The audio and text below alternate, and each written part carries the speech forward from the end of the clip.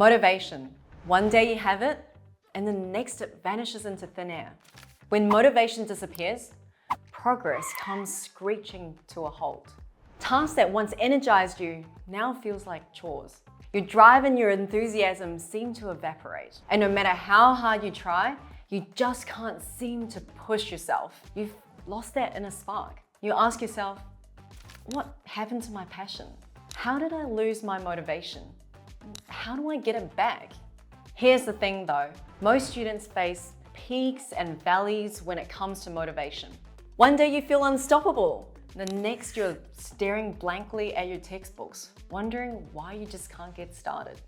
And look, I know it's easy to blame yourself and say things like, I'm just lazy and I'm not motivated enough.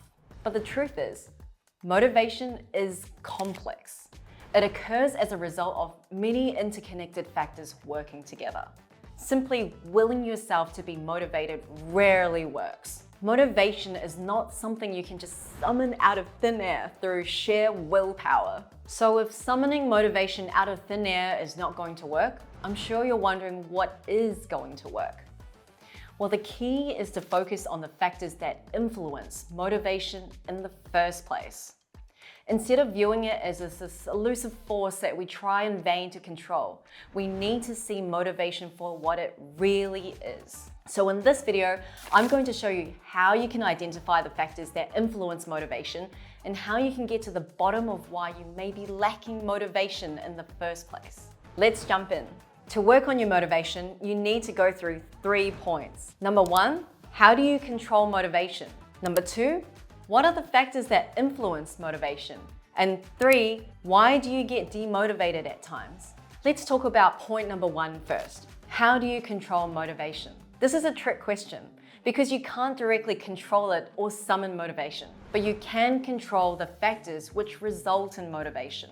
Now, you often hear motivation gurus telling you to grind it out or harden up or go on a 5-kilometer run every morning. It feels almost as if you can turn on and off the motivation switch at will. But is it really that simple? In reality, motivation isn't a muscle you can flex whenever you want.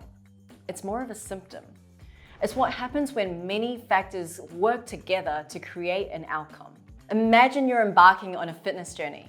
You sign up for a gym membership and set goals, but you find yourself struggling to maintain a consistent workout routine. You might attribute the struggle to a lack of motivation, but in reality, it's a mix of factors. Perhaps a lack of time due to demanding school assignments, exhaustion, or even the intimidation of a new environment like a bustling gym. The key here isn't to control motivation, but to identify and manage these factors. By addressing the time constraints with a structured schedule or ensuring adequate rest, or even opting for a quieter or more personalized gym setting, you'll be more motivated to hit the gym and work towards your fitness goals. So when we talk about motivation, we're essentially talking about a myriad of factors that affect our ability to act or not act towards your goals. Instead of focusing on motivation as an outcome we can control, which is a myth, we want to focus on the determinants of motivation. So what are these factors, I hear you ask? Well, you're in luck because in step 2, I'll dive deeper into the heart of what motivates us, the intrinsic and extrinsic factors of motivation. Extrinsic motivators comes from outside of us. It's the applause, it's the accolades, the tangible rewards. While extrinsic motivators can give us a boost, its effects tend to be rather inconsistent, making a less reliable fuel for your endeavors. Take this trophy for instance. It symbolizes recognition and achievement. Imagine that you receive such an awesome award for an achievement like being the top of your class. What thoughts and emotions are going through your head? Now, this award and trophy is a huge extrinsic motivator to many, but once the initial thrill of receiving the trophy fades, where does the drive to pursue the next trophy come from? Or what happens when the next important goal doesn't give any public rewards? So I want you to pause the video now and take out a piece of paper and pen. Write down what are some possible extrinsic motivators for you. Is it the prestige and status in society? Hoping to get into a profession with a higher pay? Maybe it's the recognition from your parents. Now that you have a list of extrinsic motivators in front of you, ask yourself this question: how long will these items keep me motivated? Very often, such sources of motivation wane, and with it, so does your drive to accomplish your goals. This is why it's important to focus on your intrinsic motivators too. So intrinsic motivators are not about the rewards that await us at the finish line. They're about the fulfillment derived from the journey itself. Your internal sense of motivation is guided by important intrinsic factors.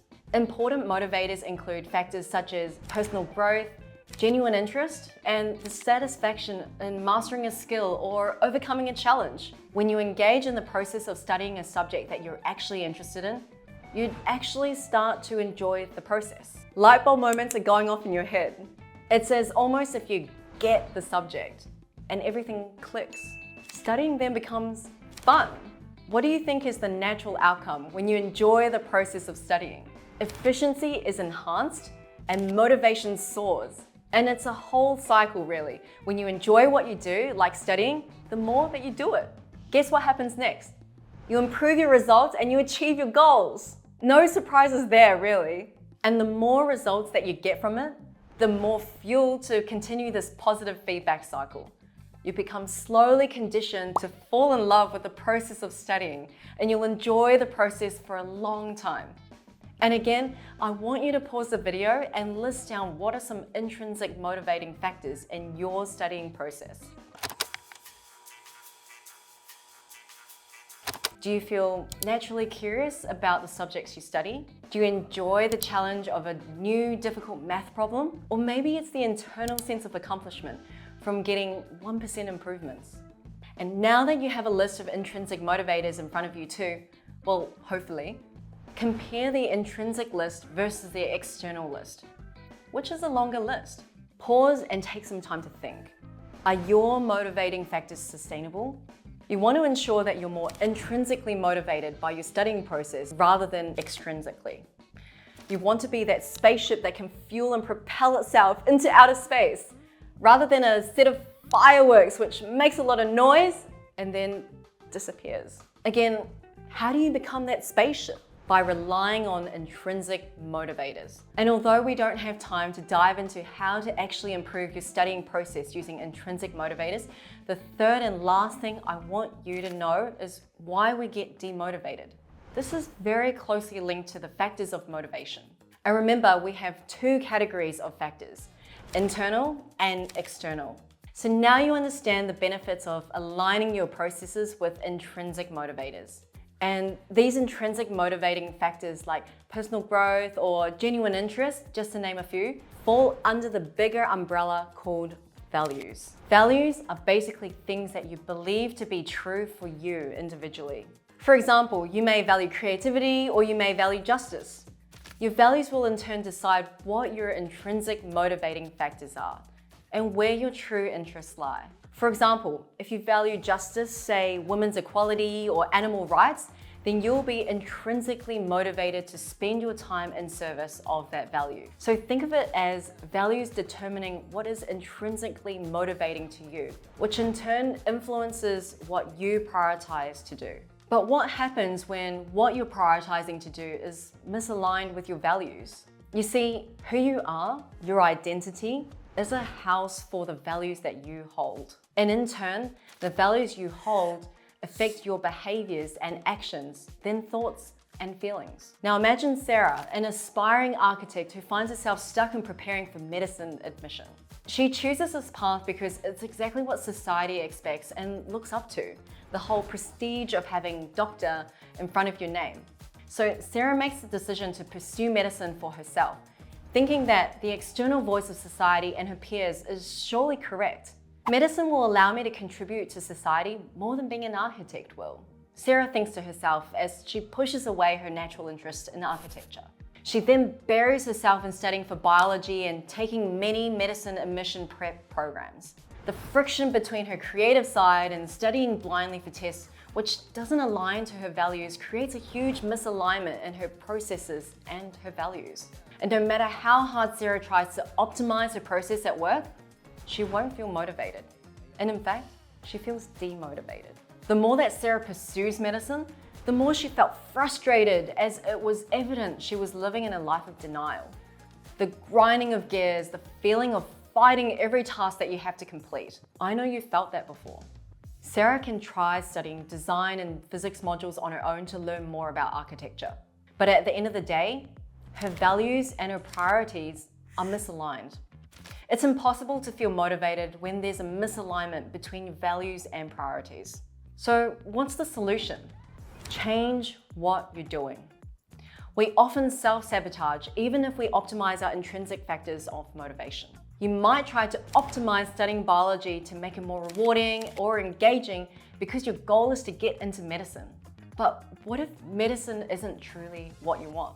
Maybe medicine doesn't align with your values because of the work-life balance or the type of impact it has on the world. Maybe you prefer something more creative, like architecture. And of course, it could go the other way too. Studying medicine could be the right choice for you to achieve true alignment, even though you're pushing yourself through a degree in architecture. And if that's the case, you'll always feel demotivated if you're working towards an end goal that's not yours. Remember, you can't out-optimize misaligned values and priorities. Once there's a misalignment, it's almost always a nail in the coffin, and you've got to fix the problem right away. Find out what end outcome really aligns with your values. And only when your goal is aligned with your values should you try to optimize your process using intrinsic motivators. I hope that makes sense to you. So the big takeaways from today's videos are: focus on internal motivators like purpose, growth, and interest. Rather than relying solely on external rewards, connect your goals to internal motivators that come from within. Find ways to align tasks with a sense of meaning, personal development, or genuine curiosity. Optimize external motivators like rewards and accountability partners. While intrinsic motivation is key, external motivators can provide an extra boost. Set up systems of rewards, praise, or friendly competition to add to accountability. Just be sure not to become overly dependent on external validation.